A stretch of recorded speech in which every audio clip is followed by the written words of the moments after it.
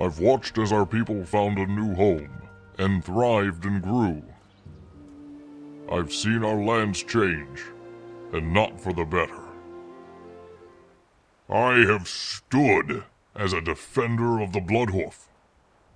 I've witnessed senseless and useless conflict, and I've seen our very land torn asunder.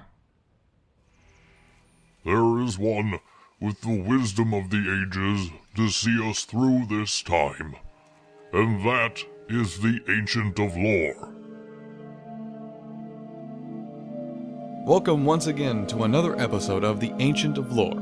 I'm Dan, the Ancient of Lore himself. You can email the show at therobindanshow@gmail.com. You can also follow me on Twitter for information and updates on the show at twitter.com/Lido. In this week's episode, we feature the second half of my thoughts on what made Mists of Pandaria good and not so good when it came to the lore and history of the continent, as well as the entire world and its changes. Also, we have a song, A Blast from the Past, which we'll feature later on in the episode. To start off tonight, I want to thank a listener, Ixagards, on the YouTube page, who had just a fantastic point on the Akir races and how, although it doesn't seem like the Mantids always fit in, they do in fact have a certain place in the structure. For that discussion, take a look at our previous episode on the YouTube page that it's on at youtube.com/therobindanshow. The conversation is in the comments. He also called me out on the fact that I called the entire race Klaxi, where that is in fact just a council of elders for the Mantid race as a whole. So, props to him for actually calling me out on that mistake. Thank you. Moving on, we have my thoughts on exactly what Mists of Pandaria did well, right here on the Ancient of Lore.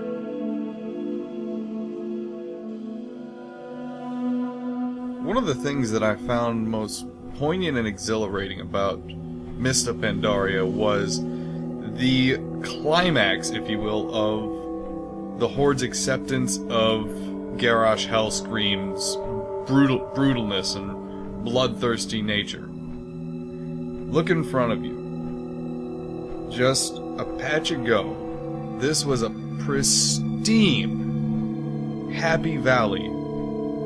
But Garrosh's pride and his greed and his desire for total control over the Horde and the world drove him to take a chunk of an old god, a piece of power that he thought he could control, and used the goodness of this valley to bring it back to life.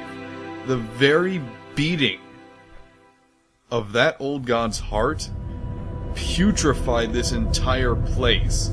I mean, trees just ripped apart as if they've been plagued, as if they've been sitting in the plague lands for good Lord knows how long. But this just happened. This, at one point in time, was considered to be one of the most secure and safe places on all of Pandaria. And Garrosh's pride and the fact that we as Horde members didn't do enough to stop it caused all this. If we had just stepped up and done as Cairn did and fought for what's right and what we knew was right, instead of accepting it and accepting the simple matter of the situation and said, well, this is what Thrall said, there's nothing we can do about it, maybe this wouldn't have happened. If we had followed Cairn's example, Garrosh may never have destroyed all these lives and all the goodness that this valley had, but that's something that we as members of the Horde are going to have to live with for a long time. And with the Darkspear Rebellion concluded, and with its victory, maybe some people feel a little less guilty about that. But I don't. We let Garrosh do this. And it took us seeing this to realize what had happened and what we had let this become. That's incredibly potent as a storytelling device. Not only does it hit home that the Horde was somewhat accountable for Garrosh's actions, even though we didn't agree with them, we let them happen. We didn't stand up and say, no, this is unacceptable.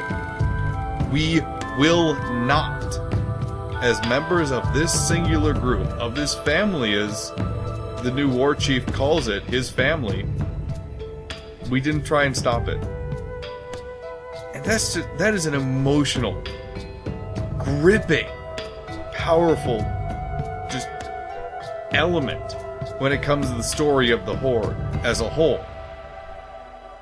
And really, it's going to help bind the survivors of this atrocity together.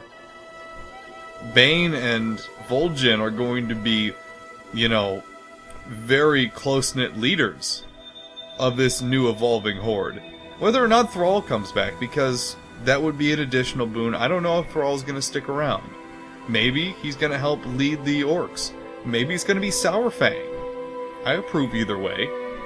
But the point is that all the build-up we had from Cataclysm and a little bit of the Wrath of the Lich King, and definitely a lot of the build-up of Mists of Pandaria, came to a close with this just unbridled image of destruction and desolation that one person, one single orc, did. We let him do it, too. No one stood up to say, no, this is wrong. That's just... I absolutely love that. And I think it's going to be a major storytelling piece for years to come in this franchise. I don't think Garrosh's story is over yet. Not by a long shot.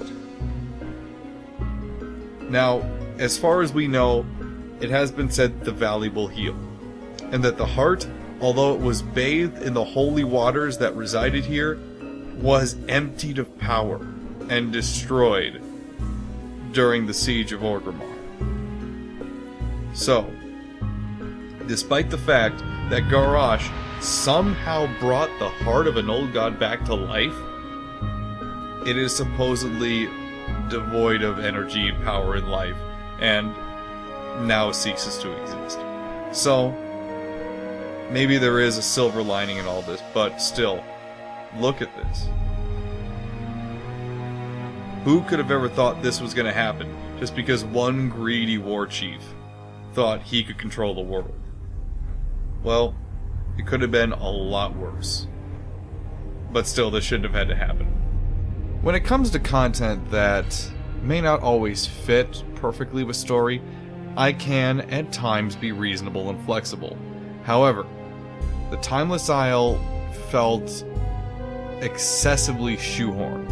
Well, shoehorned is a bad word for it. I shouldn't say that. I should say pointless.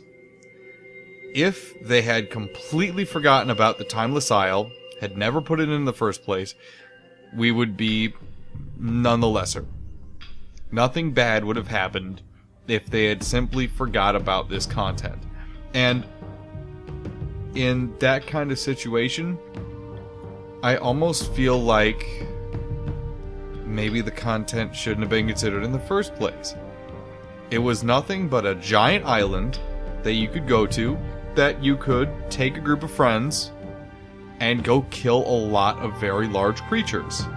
And yeah, you'd get a lot of loot and a lot of epics and whatnot, and they tried to, brute force the bronze dragonflight in on here too, because apparently this island's been lost in time. But what's the point? The story that we got from this place itself was poor. It wasn't very good. There are some nice side quests, but the story is very poorly fleshed out. There's not a lot of rhyme or reason to why everything's here in the first place. So why should we care? Why do I care about this place? And the simple answer to that is I just don't. Again, it's fun to come here with a group of friends and kill some things. Kill some big creatures. We have 4 boss mobs just sitting out here in the open that you can take on. That's it. There's no real story. And when it comes to the Bronze Dragonflight material that they connected to the Siege of Orgrimmar with, that felt shoehorned. Incredibly shoehorned. I have to grind out these epic quest mob epic mob kills and elite mob kills and everything just to grind out another look at the lore behind the Siege of Orgrimmar? Really? No. The entire quest felt silly. Okay, so I have to grind all these random mobs to know more about the Siege of Orgrimmar? No, that doesn't make any sense. And secondarily, the Celestials. As much fun as it was seeing these demigod creatures being sort of guardians of the continent of Pandaria, where'd they come from in the first place? They don't really follow the general demigod archetype that we've seen from demigods in the World of Warcraft history, save Cenarius, who act very similar to these guys. But Cenarius had greater overarching goals. He was a demigod. He had this very nationalistic view that was pro-Night Elf. Excessively pro-Night Elf, even. And although that was expanded greatly in the books, I generally don't take 100% of that as complete canon, even though it technically is. My point is that they just feel a little odd. And although the writing for the Celestials was pretty good, and it was very enjoyable seeing how the Jade Dragon's story, unfolded in the Jade Forest, I wasn't the biggest fan of the world, but props to Blizzard for good writing for the Celestials. Even if it didn't really make a lot of sense, they definitely put their hearts into it. And that I will give credit for on any kind of day, even a bad day. We'll continue with my thoughts on Mists of Pandaria in just a moment, but first, a reminder. You can email the show by emailing therobindanshow@gmail.com, or you can post a comment on the YouTube page. I read the comments, and I happily respond to them. Coming up next, a short musical break before we get to the second half of the show. It's a classic by Eledainn, The Lament of Captain Placeholder, right here on the Ancient of Lore.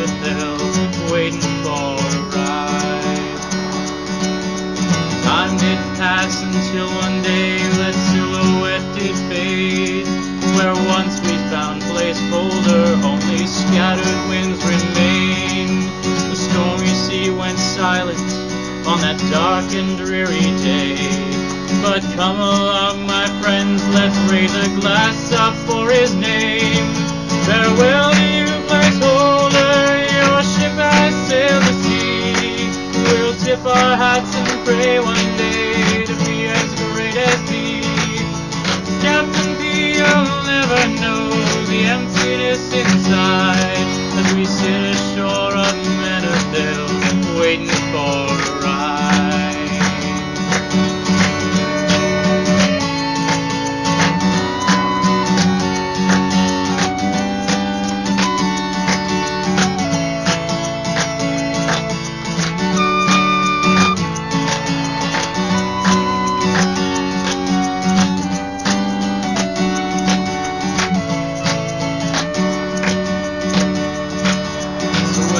find yourself lamenting on that lonely pier, watching as the ships come in and drying up your tears.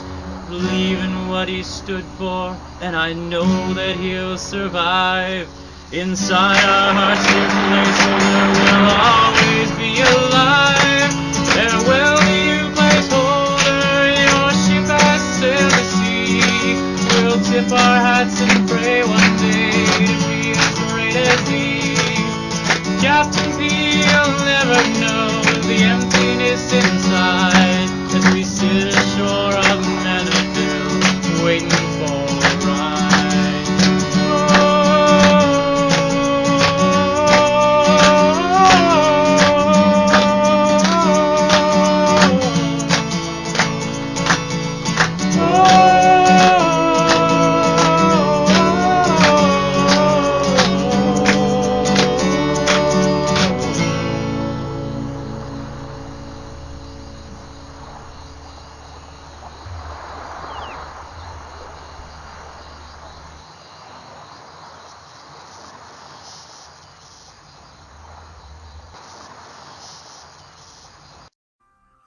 One thing I really wasn't a fan of, especially when it came to some of the Cataclysm armor and most, if not all, of the Mists of Pandaria armor sets, were the armor sets. I'm sorry, but I just wasn't a fan. Whether it was just not fitting my character, or looking like it should belong on a class that I would never play in the first place, I never really used any armor sets at all for Mists of Pandaria, at least on my main, or both my mains rather, whether it was my human paladin or Makan here. I simply didn't use them. I have stuck with actually this pretty much same armor set through the majority of Cataclysm and Mists of Pandaria. A pretty extravagant but streamlined Bloodhoof plate mail set, Rune Spear and all. Now, it may seem shout, and I agree, it is kind of shout, but in all honesty, I haven't been happy with any of the major armor sets for a while. Yeah, not Frozen Throne, but rather Wrath of the Lich King has some amazing armor sets, and we got a new impressive sword in Quell Dinar. But after that, when it came to Cataclysm, things just started spiraling out of control. And armor sets suddenly became this over-the-top, almost nonsensical thing that were simply put together to be stylized and over-dramatic. I mean, let's take this Paladin set, for example. It has wings. Permanent metal wings. Now, I can understand the evil wings that fly out of a certain Warlock set that I'm sure most of you know. But permanent metal wings that are actually part of the armor? Are you kidding me? No. I wouldn't wear that if my life depended on it. Now maybe a Blood Knight who would want to RP as someone who is excessively vain would want that, sure. That's reasonable. But not for me. I would never want to wear that. Lucky enough I don't have to. I'm a warrior, not a paladin. There's a lot of ways to look at this though. I mean, we have so much armor from vanilla and from Burning Crusade that people transmogrify to. For example, for Paladins, Lightbringer. So many Paladins, including my own, transmog back to Lightbringer. Because it's the definitive Paladin set. It simply is. Let's take a look at Makan again.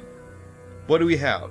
We have leggings, gloves, boots, and chest, all from Burning Crusade. We have a belt, we have shoulders, and cloak? No, cloak is a green, actually. That cloak is a green. but shoulders and belt from vanilla. I don't even have any armor transmog to anything past Burning Crusade. And it fits together perfectly. I didn't have to, kill immense raid bosses for a perfect tiered set. I simply found a theme for this and cobbled the right pieces together. And in my opinion, this looks better than most sets we have available to us right now. Let's take this shaman set, for example. Why would a shaman want to wear this? It almost looks demonically possessed. And yes, you have some themes of totems, you have fire, you have chains, they're feathers, it's kind of like a wolf head, but it just feels distanced. Panda set here, a monk set rather. You have the canteen, you have a definitely more targeted kind of thing with the ale containers and flasks and whatnot, and it was still in a stage at this point for monk armor that they knew what they wanted to do with it. They knew the direction they wanted to take, and they were going for it. But the older classes, it's just confused. Now, I know this sounds incredibly just obsessive compulsive and mildly vain, and I understand that. But follow me here. I just feel like armor sets need to take a step back and maybe figure out exactly what they want to do with themselves. One thing that I both enjoyed and was somewhat critical of was the use of Raytheon in Mists of Pandaria. Now, I love that they're expanding on his character, really. It's amazing to see that they introduce this side character as part of the legendary quest for Cataclysm, and in turn, use him in a much more kind of adolescence or almost adult stage for the legendary quest for Mists of Pandaria. Now, if you've never gone through the quest for Raytheon, I won't spoil it for you. It does involve a lot of raiding, though. It's essentially the hardline quests for the entire expansion, and it gets you legendary capes, or cloaks, rather. The point, though, is that through these quests, we see that although Raytheon says he isn't like his father, we certainly see that he has this destructive, conniving element to his character, and that he will stop at nothing to get done what he believes is important for the survival of the world. And there's no doubt that's what his goal is, but his methods are just as extreme as almost any other black dragon that we've encountered previously. He is evil, but he's an evil that you might be able to work with, instead of the chaotic, destructive, insane evil that we experienced multiple times with Deathwing. With that being said, though, I wish it had been more than just the raid quests. I really wish that you would have gotten some single-player quests, or some small group quests from him. Now, I'm not saying that I would rather have had nothing. No, what we got from him was fantastic. It was enjoyable, but I want more. And I really wish they would have given the small group or non-raider characters and players a chance to experience these storylines as well, without having to experience the sometimes torture of looking for raid. Again, though, amazing use of Raytheon. I'm glad they're expanding on his story. I'm glad they're not having him sit idle. As the last black dragon that has any kind of name to himself, I do just absolutely love that they're doing a lot with him. And I hope to see more from him when it comes to the next expansion. Now, whether or not he's actually going to be a friendly NPC coming on, or he's actually going to become a little more destructive and direct, with his means of getting Azeroth to a point where it's going to survive whatever's coming,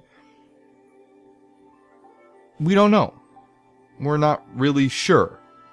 But I do know his character has achieved a depth and certain strength to it that's going to help it carry throughout the next couple expansions. So, Blizzard, good on you for introducing a new character that, although may have been flimsy when you first put it in Cataclysm, has turned into a strong, self-supporting character that we all want to know more about.